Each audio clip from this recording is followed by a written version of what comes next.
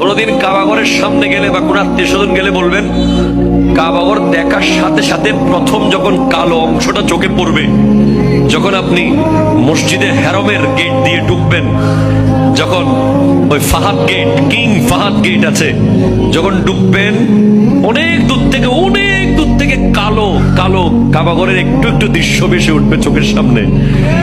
তখন দোয়াটা করবেন, কি দোয়া করবেন কয়টা? যখন কয়টা? একটা দোয়াই কবুল হবে দেখার সাথে সাথে। কাবা ঘর দেখার সাথে সাথে প্রথম যে দোয়াটা করবেন ওটা কবুল করবেন কে? এখন শিখে নেন, অনেক মানুষ জানেন না হিকমত। আপনি একটা দোয়া করবেন, একটাই শেষ, একটা সুযোগ পাবেন আপনি, কিন্তু আপনি এমন এক দোয়া করবেন যেন যতদিন ওখানে থাকেন প্রত্যেক দোয়া কবুল হয়ে যায়। এই হিকমতি দোয়াটা শিখে নেন। আপনি বলবেন, আল্লাহ আমি 10, 12, 15 যতদিন এখানে থাকবো, যতগুলো দোয়া করব সব কবুল করে নিয়েন। দোয়া করছেন কয়টা? পাবেন কয়টা?